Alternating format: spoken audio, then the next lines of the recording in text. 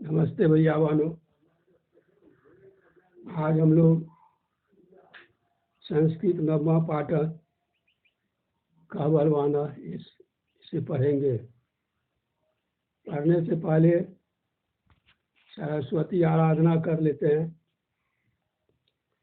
सरस्वती नमस्तुभ्यं वरदे कामरूपिणी विश्वरूपे विशालाक्षी विद्यां देहि सरस्वती।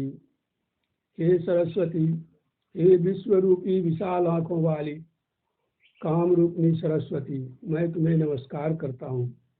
तुम मुझे वरदान दो। हे शारदे, मुझे विद्या दो।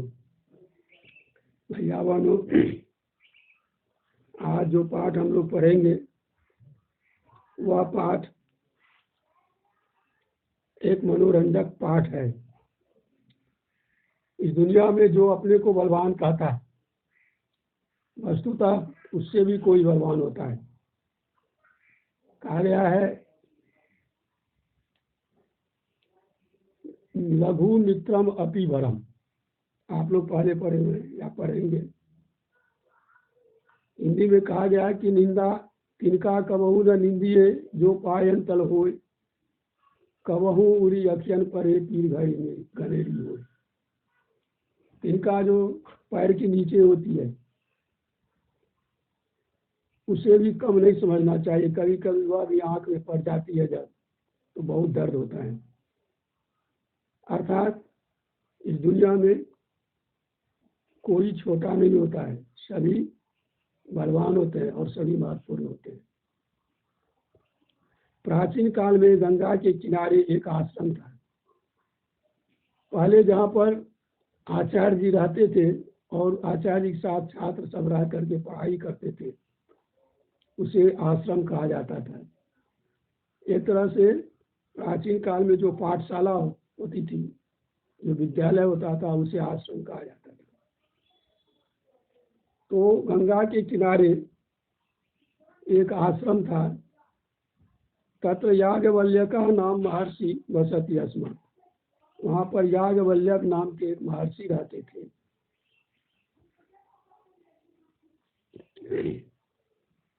स शेर मुखात पतिताम एका मूषिकाम दृष्टवान। शेर मुखात, शेर कहा जाता है बाज को। बाज एक पक्षी होता है। उसके मुख से गिरी हुई पतिताम, पतित शब्द में अत प्रत्यय लगा है और आगे मूषिका है, इसके लिए वो उसका स्त्रीलिंग में बना है, द्वितीया एक वचन है। पतिताम मूषिकाम, बाज के मुंह से गिरी हुई एक चूहिया को देखा। करुणया सहताम मूषिकाम आश्रमम प्रति नीतवान। वह मुनि करुणा से उस मूषिका को अपने आश्रम में ले आए। तत्र मंत्र बलेन ताम कन्यकाम कृतवान। वहां पर उन्होंने अपने मंत्र के बल से, मंत्र बलेन तृतीया एक वचन है, तृतीया एक वचन कर्ण कारक होता है के द्वारा। तो मंत्र के द्वारा, मंत्रेन ताम, उसको, यहाँ ताम मतलब है वह मूषिका, मूषिका को कन्यकाम कृतवान। वह अपने मंत्र के बल पे उस चूहिया को क्या कर दिए, उस चूहिया को क्या कर दिए, एक कन्या बना दिए, एक लड़की बना दी। याज्ञवल्क्य का संतति ना आसित। संतति मतलब होता है पुत्र पुत्री। याज्ञवल्क्य को कोई संतति नहीं थी, यानी कोई पुत्र पुत्री नहीं थी। अतः ताम कन्यकाम स्वपुत्रीवत पालितवान सा। अतः स ताम कन्यकाम स्वपुत्रीवत पालितवान, इसलिए उन्होंने उस कन्या को अपने पुत्री के समान पाला, उसका पालन पोषण किया। कालांतरे सा कन्यका विवाह योग्या हुआ। आगे चलकर वह लड़की विवाह करने योग्य हो गई। याज्ञवल्क्य का सूर्येन सह तस्या विवाहम कारितुम इष्टवान। यहाँ याज्ञवल्क्य ने सूर्य के साथ उसकी शादी करने की इच्छा की, उसका सूर्य के साथ उसका विवाह करने के लिए सोचा। यह सूर्येन सह, सहयोगे तृतीया, जहाँ सह होता है उसके पहले जो शब्द आता है उसमें तृतीया विभक्ति होती है, इसलिए यहाँ सूर्य में तृतीया विभक्ति है। सूर्येन सह तस्या, तस्या तत्शब्द रूप है स्त्रीलिंग षष्ठी एक वचन। उसका विवाह, कार्य तुम इष्टवान, सूर्य के साथ उसका विवाह करना चाहा। अतः स पुत्री पृष्ठवान, इसलिए उसने पुत्री से पूछा, भक्ति सूर्यम परिनेष्यति किम, पुत्री क्या तुम सूर्य से विवाह करोगी। तदा सा उक्तवती, तब पुत्री ने कही, हम सूर्य से तापम सोधुम न सकूंगी, मैं सूर्य का ताप सहन नहीं कर पाऊंगी। अतः इतोपि उत्तमम सूचयतु, इसलिए इससे भी कोई अच्छा वर खोजिए। ऋषि सूर्यम एवं पृष्ठवान, ऋषि ने सूर्य से ही पूछा, भगवान भगवतः अपेक्षया उत्तम वर कह, भगवान आपसे उत्तम वर और कौन है।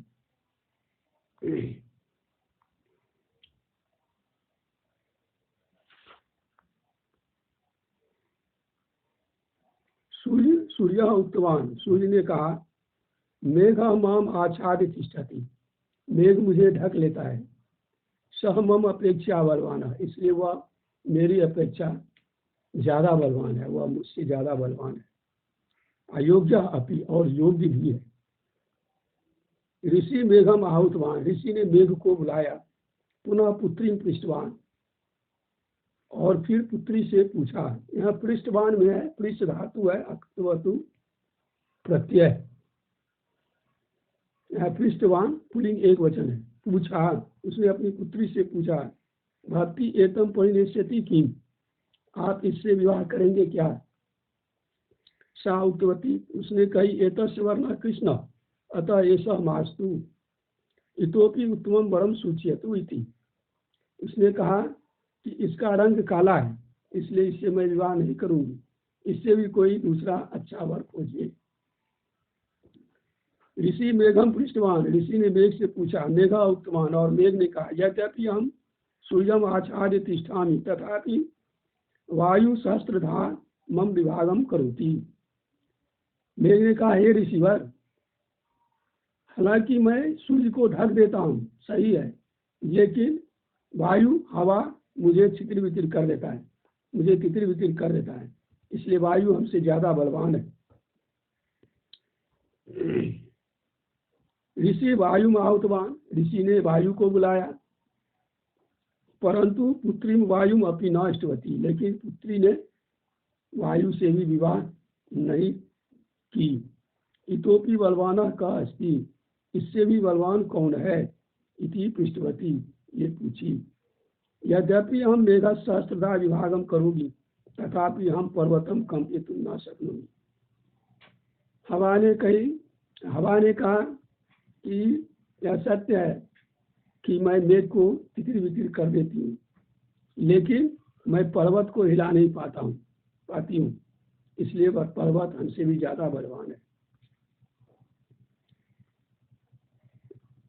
इति वायु उक्तवान, यह वायु ने कहा। अनंतरम ऋषि पर्वतम आहुतवान, उसके बाद ऋषि ने पर्वत को बुलाया। परंतु पर्वतः उक्तवान, लेकिन पर्वत ने कहा, यद्यपि हम बलवान तथापि मूषका मम शरीरे सर्वत्र विलम्ब करोति। पर्वत ने कहा, यद्यपि मैं बलवान हूँ, लेकिन चूहा मेरे शरीर में सर्वत्र विल कर देता है, छिद्र कर देता है, इसलिए मूषका एवं मम अपेक्षा बलवान है थी, इसलिए मूस ही मेरे अपेक्षा ज्यादा बलवान है। ऋषि मूषकम आहुतवान, ऋषि ने मूस को बुलाया, चूहा को बुलाया।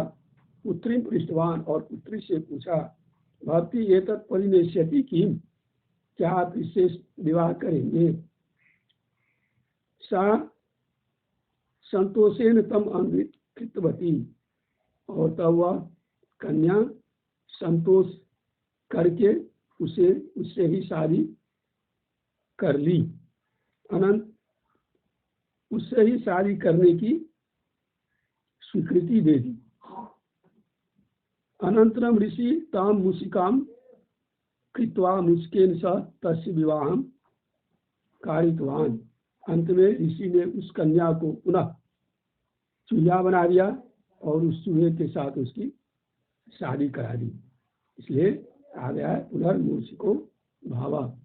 इससे हमें यह सीख मिलती है कि हमें आवश्यकता से अधिक इच्छा नहीं करनी चाहिए।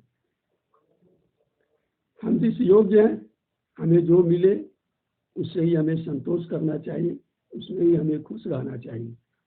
अगर वह कन्या पहले बताए हुए वर को ही चुन लेती तो उसे पुनः मूषिका नहीं बनना पड़ता है। ठीक है भैया बहनों, इस पाठ में पंचमी और षष्ठी विभक्ति युक्त बहुत से शब्द आए हैं। आप लोग इन शब्दों को चुनकर लिखेंगे और भेजेंगे। कल इसका प्रश्नोत्तर भी बनाएंगे। धन्यवाद।